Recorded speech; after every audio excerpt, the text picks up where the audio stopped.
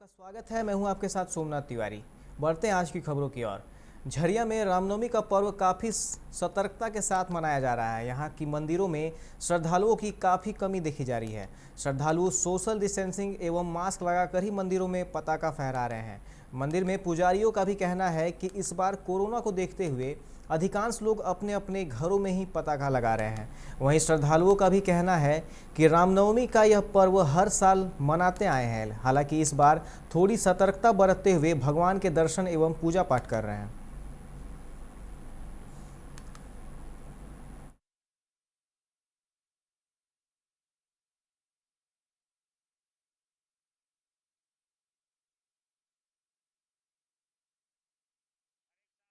भीड़ भाड़ जास्ती लगता था। कोरोना के चलते इन साल भीड़ भाड़ बहुत कम आ रहा है, बहुत कम आदमी है। और पटाखा यहाँ लहराते थे, इस बार लगता है घर में ही अपना फहराते। हाँ, इन साल बहुत आदमी यहाँ पटाखा हनुमानगढ़ी मंदिर में फहराते थे और सब अपना अपना घर में ही फहरा रहे हैं। भीड़ भाड़ नहीं हो रहा है मंदिर में। बहुत बड़ा बेसिक महामारी के चलते आज मंदिर में भीड़ नहीं और सोशल डिस्टेंसिंग के साथ पूजा हो रहा है। आदमी लोग अपना सुरक्षा के लिए थोड़ा सा लेट से आ रहे हैं, धीरे धीरे आ रहे हैं, एक एक करके आ रहे हैं और पूजा करते ही खाली हो जा रहे हैं। जो जहाँ पर कचाकच भीड़ रहता था आज दर्शक वहाँ नहीं है। इसलिए नहीं है कि देश में बहुत बड़ा महामारी विपद इतना बड़ा संकट आया हुआ, जिसका कारण सब पूजा पाठ में भी अपना अपना मैंने स्वयं अपने अपने को रक्षा करते हुए पूजा एवं पाठ करते हुए सर्व काम सिद्ध करने के लिए श्री हनुमान से प्रार्थना किया जा रहा है, ताकि विश्व में जो कोरोना आया इसे शांति के लिए अपना पूजा पाठ किया जा रहा है। धनबाद जिले भर में रामनवमी पर्व धूमधाम और पूरी आस्था के साथ मनाई जा रही है। हालांकि कोरोना के बढ़ते संक्रमण को देखते हुए श्रद्धालु सरकार के निर्देश का पालन करते हुए सोशल डिस्टेंसिंग के साथ पूजा कर रहे हैं और महावीर पताका लगा रहे हैं। हम आपको बताएं कि कोरोना को लेकर सरकार के निर्देश के बाद रामनवमी पर्व के अवसर पर जिले भर में निकलने वाले रामनवमी अखाड़ा का आयोजन रद्द कर दिया गया है। इस अवसर पर कई श्रद्धालु संकट मोचन के अलग अलग मंदिरों में भगवान राम के प्रति अपनी आस्था दिखाते हुए उनके परम भक्त हनुमान की पूजा अर्चना कर सुख समृद्धि की कामना कर रहे हैं।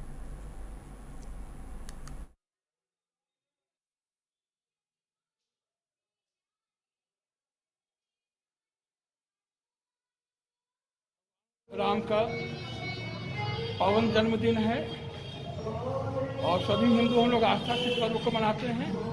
भगवान राम से प्रार्थना है कि ये कोरोना काल से हम लोग को मुक्ति दे और जन कल्याण हो।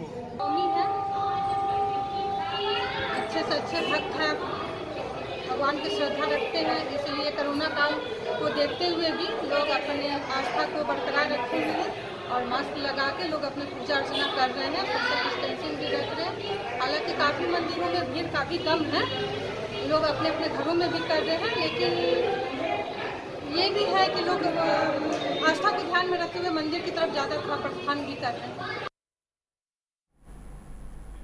सरायकेला के कुचाई थाना क्षेत्र के मारांघातू गांव में जमीन विवाद को लेकर एक बुजुर्ग महिला की पीट कर हत्या कर दी गई। हत्यारों ने क्रूरता की हद को पार करते हुए मृतक महिला का शव को गर्दन में तार बांधकर घसीटते हुए कुएं में फेंक दिया। मृतका के परिजनों ने बताया कि महिला की हत्या डायन बताकर की गई है। घटना की सूचना कुचाई पुलिस को मिलने के बाद पुलिस मारांघातू गांव पहुंचकर शव को पोस्टमार्टम कराया। कुचाई पुलिस मृतक के परिजनों से मिलकर मामले की जांच में जुटी है।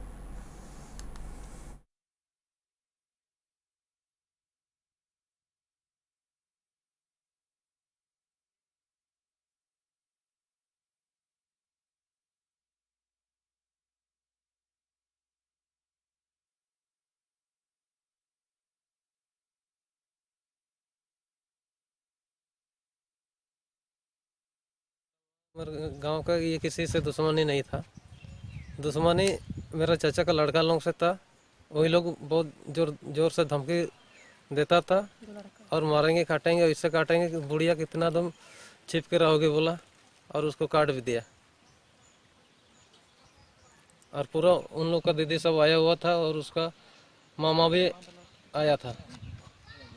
उसका मामा आके 3 दिन के अंदर मेरा माँ का एकदम उसका कहानी खत्म हो गया। आके बोल रहा है कि हम लोग आदमी को मारने के लिए हम लोग हिचकिचाता नहीं है, हम लोग जरूर एक दिन तुमको मारेंगे बोल रहे हैं।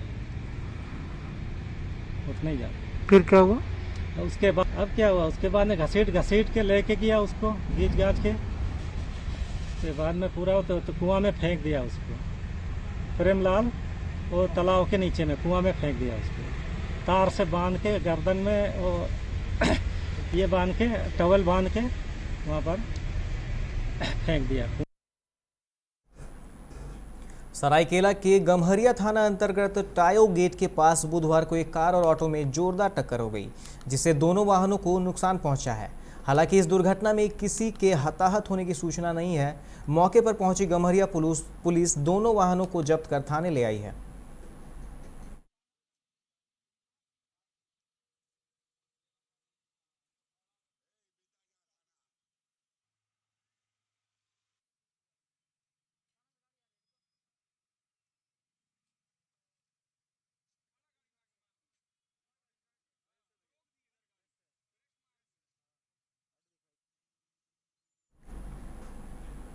झारखंड के भीष्म पितामह कहे जाने वाले पूर्व सांसद विनोद बिहारी महतो के नाती और पूर्व विधायक राजकिशोर महतो के बड़े सुपुत्र रजनीश महतो उर्फ बबलू भैया का आज निधन हो गया। इस घटना के बाद उनके चाहने वालों में शोक की लहर है। रजनीश महतो आजसू पार्टी के केंद्रीय सचिव थे। उनकी मौत से आजसू कार्यकर्ता भी मराहत हैं।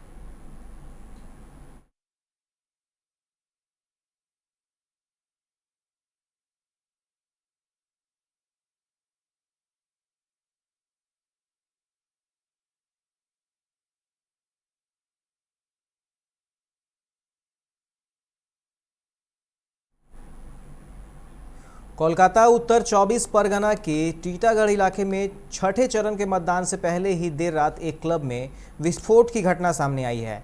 इस घटना में एक व्यक्ति की मौत हो गई है। जिस क्लब में विस्फोट हुई है वो क्लब सत्ताधारी पार्टी तृणमूल की बताई जा रही है। हालांकि तृणमूल ने उक्त क्लब को भाजपा का क्लब करार दिया है।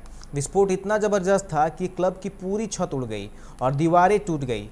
घटना के बाद अब ये दावा किया जा रहा है कि 22 अप्रैल को मतदान वाले दिन हिंसा और दहशत का माहौल बनाने के लिए क्लब में बम रखे गए थे और बनाए भी जा रहे थे। इसी दौरान विस्फोट हो गया। यह क्षेत्र खरदाह विधानसभा के अंतर्गत आता है। घटना की सूचना के बाद मौके पर पहुंची पुलिस क्लब को सील कर मामले की जांच में जुट गई है।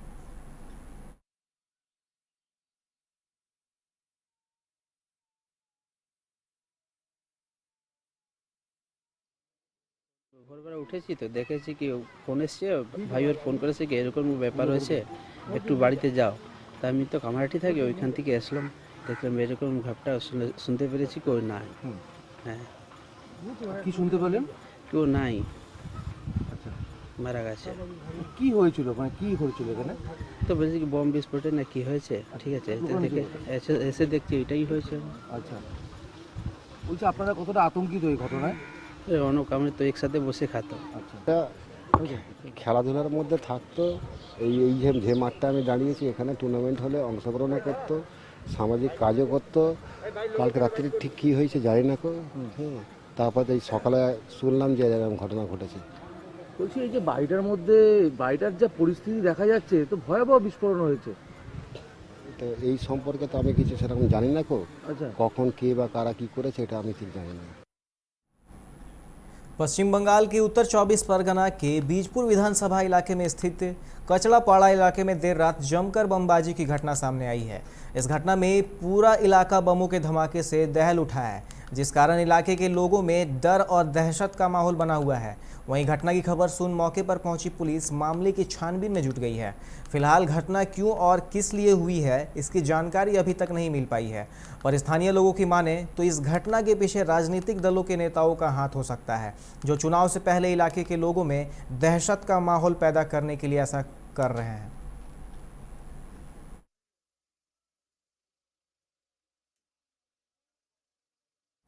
कोलकाता उत्तर 24 परगना के बीजपुर विधानसभा इलाके के मनसापाड़ा इलाके में देर रात बमबाजी से पूरा इलाका दहल गया। इस घटना में एक व्यक्ति की मौत की सूचना आई है। घटना के बाद स्थानीय लोगों ने बम विस्फोट में घायल व्यक्ति को ठेले में लोड कर ले जाते देखे जा रहे हैं। हालांकि इस मामले में कोई भी पुलिस अधिकारी कुछ भी कहने से बच रहा है। घटना के बाद इलाके में तनाव का माहौल है।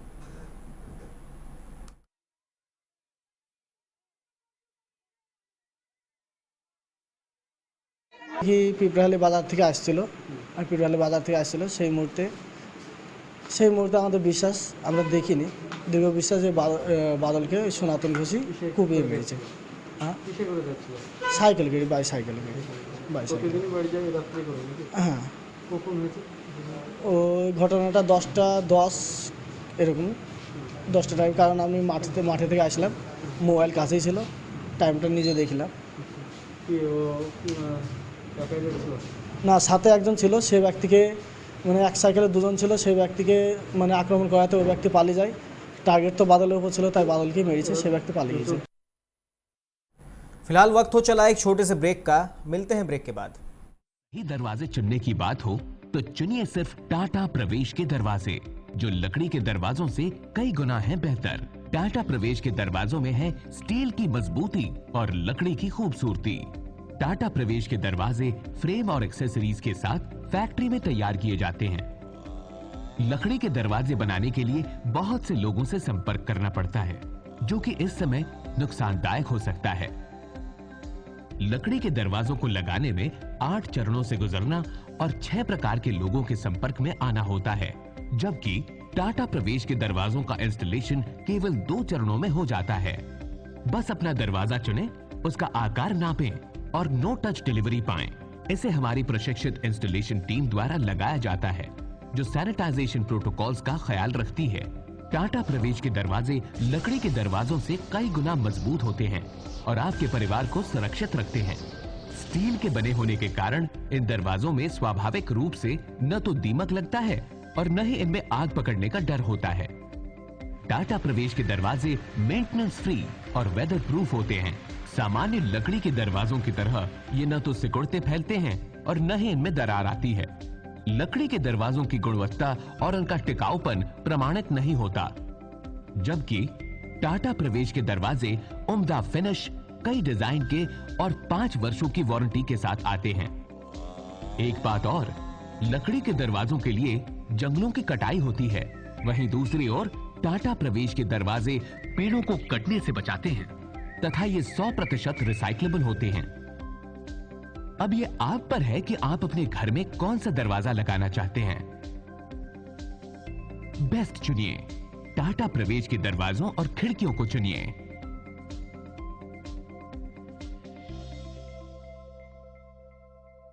Authorised distributor Shri Ram sales, GT road, Govindpur, Dhanbad. आप इस नंबर पर संपर्क कर सकते हैं 7004709213 9534400091। Hey, I'm sexy Mr. Brown, a prince who's just been crowned. I can brighten up your day, 'cause I'm so sunny. Hey, I'm sexy Mr. Brown, heading out to town. You can hate me all the way, 'cause I got my honey.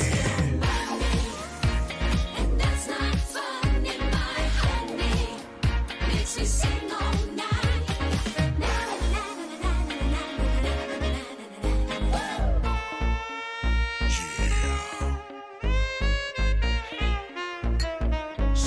Mr. Brown. Your wait for sheer extravagance is over. Presenting Kia Carnival. Bookings open.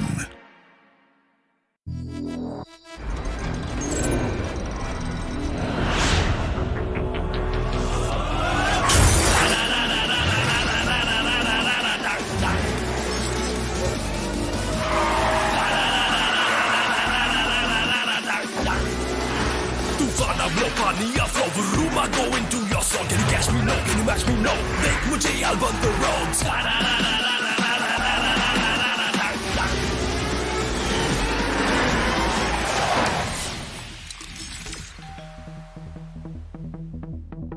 Hi. You're early. I know. XUV 300. Authorised dealer, model fuels, Dhanbad, Bokaro, Giridih. आप इस number पर संपर्क कर सकते हैं 8929207235, 8929207236, 9711355896। जय TMT, भरोसा अटूट एवं सुरक्षित निर्माण का।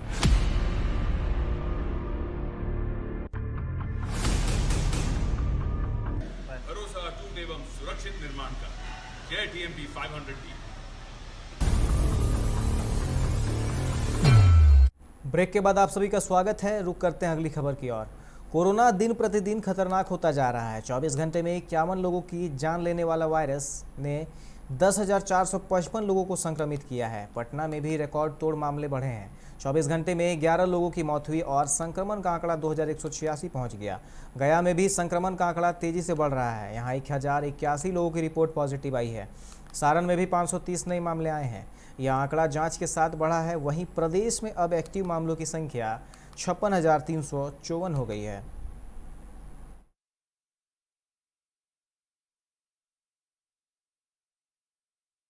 कोरोना महामारी ने रिश्तों के एहसास को भी खत्म कर दिया है। बीमारी से ज़्यादा लोग रिश्तेदारों की दूरी से टूट जा रहे हैं। अकेलापन उन्हें अंदर ही अंदर तोड़ दे रहा है। भागलपुर के मायागंज अस्पताल में कोरोना से बेटे की मौत के 15 घंटे के भीतर पिता की भी जान चली गई। अब घर में सन्नाटा है। बांका के डारा गांव में कोहराम मचा हुआ है। मां दहाड़ मारकर रो रही है, कभी बेटे के लिए तो कभी पति के लिए। हालांकि परिजन पिता पुरुषोत्तम सिंह की मौत का जिम्मेदार भागलपुर के मायागंज अस्पताल प्रशासन को मानते हैं।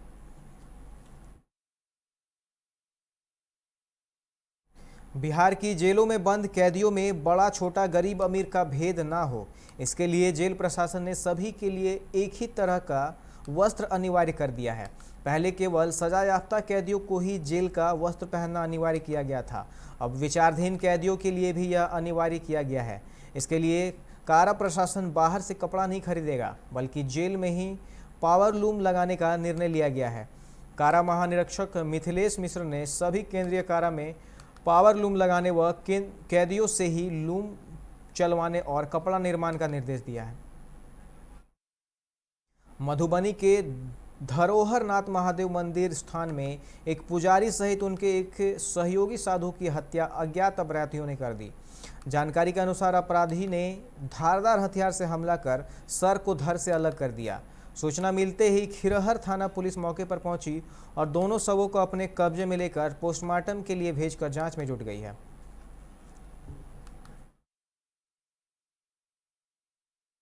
रांची में कोरोना का संक्रमण अब भारतीय क्रिकेट के पूर्व कैप्टन महेंद्र सिंह धोनी के फार्म हाउस तक पहुंच गया है।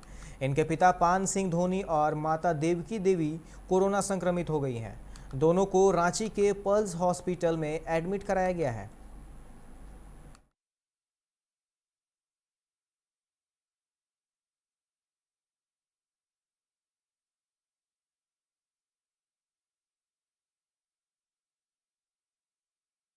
झारखंड में पिछले 24 घंटों में 4,969 नए पॉजिटिव मरीजों की पहचान की गई। वहीं 2,334 लोगों ने कोरोना को मात भी दिया। अब पूरे राज्य में सक्रिय मरीजों की संख्या 30,588 हो गई है। इनमें केवल रांची से 11,726 मरीज शामिल हैं। वहीं 45 मरीजों की मौत भी हुई है। मृतकों में रांची से 15, पूर्वी सिंहभूम से 10, धनबाद से 6, कोडरमा से 4, दुमका गढ़वा लातेहार से 2-2 और देवघर गोड्डा पलामू और पश्चिमी सिंहभूम से 1-1 मरीज शामिल हैं। झारखंड में कोरोना वायरस तेजी से हर वर्ग के लोगों को अपनी चपेट में ले रहा है। राज्य सरकार के कई वरीय अधिकारी भी संक्रमित हो गए हैं। स्वास्थ्य सचिव कमल किशोर सोन और उनकी पत्नी आराधना पटनायक संक्रमण के बाद होम आइसोलेशन में चले गए हैं। अभी के इस बुलेटिन में फिलहाल इतना ही। तमाम खबरों के लिए आप देखते रहें 99 न्यूज। नमस्कार।